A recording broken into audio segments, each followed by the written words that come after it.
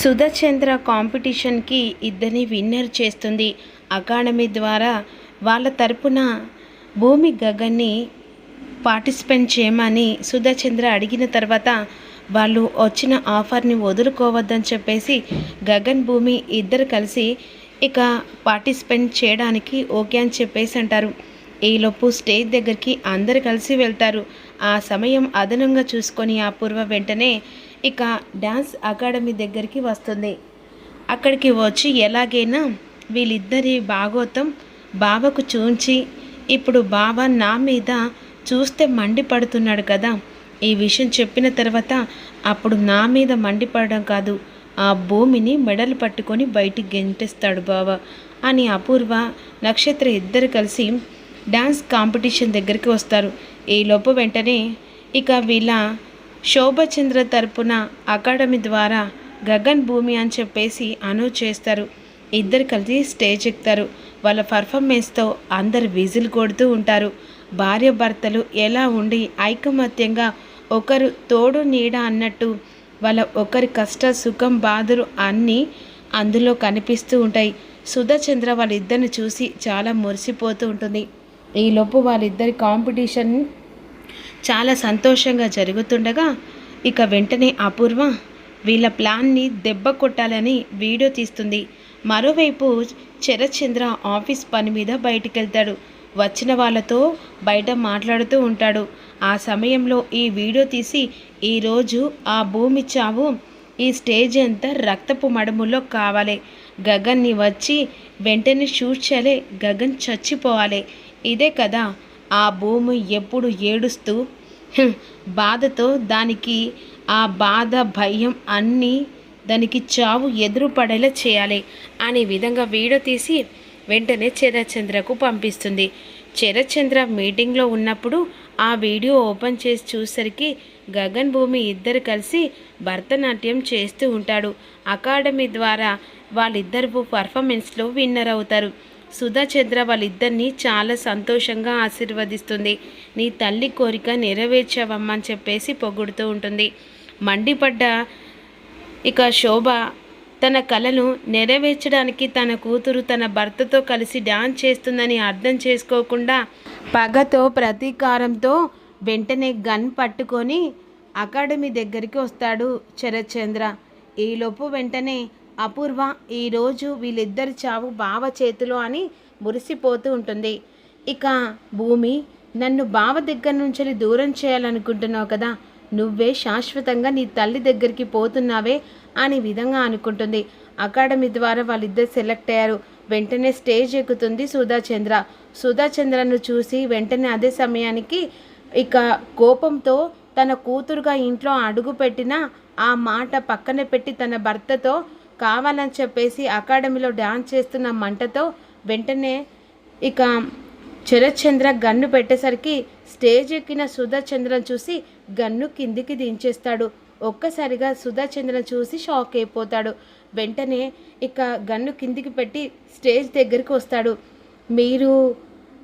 మీరు శరత్చంద్ర గారు కదా? అవును మేడం, నేను మీకు పెద్ద ఫ్యాన్ని. అంతేకాదు అసలు మీలాంటి వాళ్ళను కలవడం కూడా అసలు నా కళ. నా భార్య ఎప్పుడు మీ గురించి చెప్తూ ఉండేది, కానీ మీరిలా వచ్చి అని చెప్పేసి అంటున్నారే, తను నాకు ఆల్రెడీ తెలుసు. తన కోరిక తన కూతురు నెరవేరుస్తుందని చెప్పేసి నాకు ఉత్తరం ద్వారా తెలుసుకున్నాను. తను చనిపోయిందన్న తర్వాత నేను చాలా బాధపడ్డాను. నేను ఈరోజు ఇక్కడికి వచ్చానంటే దానికి కారణం నీ భార్య శోభచంద్ర. తన వల్లనే నేను ఇక్కడికి వచ్చాను. ఈ పర్ఫార్మెన్స్లో నీ కూతురు శోభచంద్రను మించిపోయింది. తన తల్లి కోరిక నెరవేర్చడానికి నాకు ఎన్నో ఉత్తరాలు రాసింది, ఎన్నో ఫోన్స్ చేసింది. కానీ ఇలా అంతేకాకుండా తన కూతురు కాబట్టి, తన రక్తం కాబట్టి తను ఆలోచించడంలో తప్పులేదు. కానీ తన భార్య గురించి ఆలోచించి తన తల్లి కోరిక నెరవేర్చడానికి ఒక భర్తగా సపోర్ట్ చేస్తున్నాడు చూడు, నాకు ఎంత అప్రిషియేట్ చేసినా చాలా తక్కువ ఈ గగన్ని. ఎందుకంటే కామన్గా భర్తలు భార్య కోరిక నెరవేర్చడం చాలా అరుదైనది. కానీ మీ అల్లుడు నీ ఇంటికి కావడం చాలా అదృష్టవంతుడివి అని విధంగా అంటుండగా తలదించుకొని శరత్చంద్ర ఆలోచిస్తూ ఉంటాడు.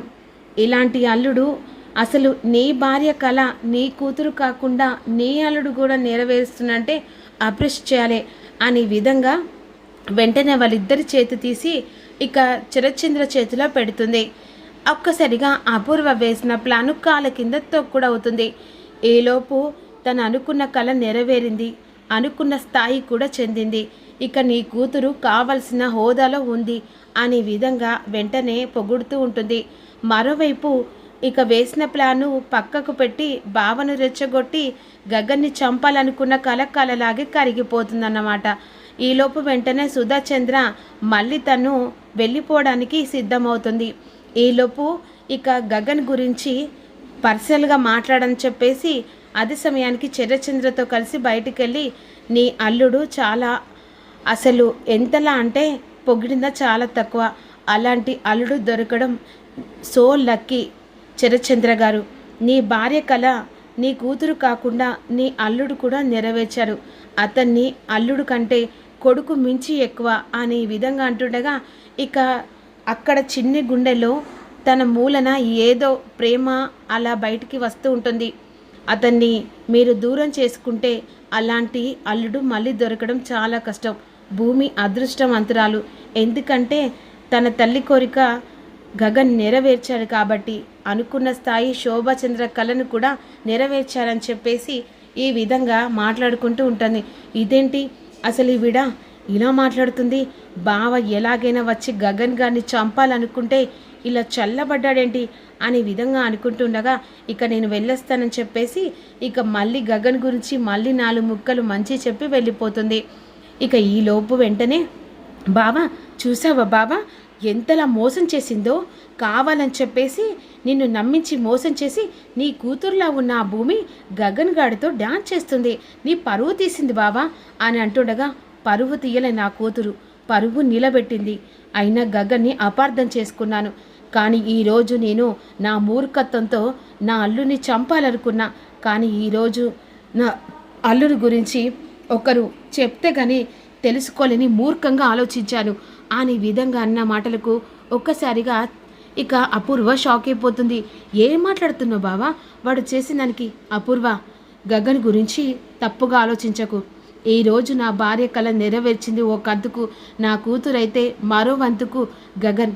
అసలు అలాంటి అల్లుడు దొరకడం నా అదృష్టం అని చెప్పేసి ఇక పొగుడుతూ ఉండగా చాలా మురిసిపోతుంటుంది. ఇక ఇక్కడ వేసిన ప్లాను బెడిసి కొడుతుంది. తారను ఇక వెంటనే గ్రిప్పులో పెట్టుకోలే, గగ్గన్ని భూమిని విడగొట్టాలని చెప్పేసి తానకు వెంటనే ఫోన్ చేసి విషయం చెప్తుంది. తెల్లారితే పెళ్లి పనులు, మండపం, ప్రతి ఒక్కటి కార్యక్రమం జరుగుతుంది. ఈలోపు తార ఫోన్ చేస్తుంది శారదకు. ఏంటంటే పెళ్లి పనులు బాగా జరుగుతున్నాయా? జరుగుతున్నాయి అని కాస్త తడబడుతూ చెప్తుంటుంది. ఆంటీ మీరు మర్చిపోయినా నేను మర్చిపోలేదు. పెళ్ళైన మరుసటి రోజు మీరు ఇంట్లో నుంచి గగన్కి పూరికి తెలియకుండా వెళ్ళిపోవడం, మీరు ఎక్కడికి వెళ్ళారో శాశ్వతంగా వెళ్ళిపోవడం అని విధంగా అంటుండగా అప్పుడు నా కొడుకును వదిలిపెట్టి నేనెలా వెళ్తానమ్మా? చెప్పాను కదా ఆంటీ, నాకు కావలసిన వస్తువు నా చేతినే ఉండాలి. ఇక మీ చేతికి వచ్చిన వస్తువు నా చేతికి రావడం నాకు ఇష్టం లేదు. గగన్ నావాడు, నేను 3 ముళ్ళు అతనితో చేతులతో వేయించుకున్న తర్వాత అప్పుడు నాకు సొంతమే ఉండాలి. ఎప్పుడు తల్లి కొంగు పట్టుకొని తిరగడం నాకు ఇష్టం ఉండదు. కాబట్టి నేను ఈ షరతు పెట్టాను. కాదు కుదరదంటే చెప్పు, వెంటనే వీడియో గగన్కి పంపిస్తాను అని బెదిరిస్తూ ఉంటుంది. లేదమ్మా, ఎట్టి పరిస్థితుల్లో నేను వెళ్ళిపోతాను అనే విధంగా కుప్పకూలి ఏడుస్తూ ఉంటుంది. ఇక పెళ్లి పనులు మొదలవుతుండగా గగన్ గుండెల్లో బాధ, భయం. పార్టిసిపెంట్లో విన్నర్ అయ్యారు. ఇక షీల్డ్ అందుకున్నారు. భూమి సంతోషంగా గగన్ని హగ్ చేసుకుంటుంది. ఇవన్నీ గుర్తు చేసుకుంటూ ఉంటుంది. భూమిని వదులుకొని దూరంగా బ్రతకలిని గగన్ లోపల కుమిలిపోతూ ఉంటాడు. పెళ్లి పనులు మొదలవుతాయి. మండపం దగ్గరికి పెళ్లి కొడుకు, పెళ్లి కూతురు అంటే పూరి ఉన్ను గగన్ వెళ్ళిపోతారు. ఈలోపు అమ్మ వెళ్దాం అంటుండగా మీరు వెళ్ళండి నాన్న, నేను ఇంట్లో తాళం వేసి వస్తానని చెప్పేసి ఈ విధంగా ఇక శారద అంటుంది. వెంటనే కాస్త పక్కన చుట్టుపక్కల వాళ్ళందరూ కలిసి ఇక అందులో మండపం దగ్గరికి వెళ్తారు. మండపం దగ్గరికి వెళ్ళిన తర్వాత గగన్ మనసు ఏదో తెలియని భయం, బాధ. ఇక ఈ పెళ్లి జరుగుతున్న సమయంలో భూమి కుప్పకూలి ఏడుస్తూ ఉంటుంది. ఆ సమయం చూసుకొని వెంటనే ఇక శరత్చంద్ర భూమి గదిలోకి వెళ్తాడు. భూమి వెంటనే శరత్చంద్ర పట్టుకొని, నాకు ఈ జీవితం వద్దు నాన్న, ఇక బావలేని జీవితం వద్దు అని విధంగా ఏడుస్తూ ఉంటుంది. మరోవైపు పెళ్లి మండపం దగ్గరికి వెళ్తున్న ఈలోపు శారద ఇక కట్టుబట్టలతో తన ఇంట్లో నుంచి శాశ్వతంగా వెళ్ళడానికి బ్యాగ్ సదురుకుంటూ ఉంటుంది. మరి శరత్చంద్ర వచ్చి పెళ్లి ఆపి గగన్ భూమిని మళ్ళీ ఒకటి చేస్తాడనేది అప్కమింగ్లో తెలుసుకుందాం.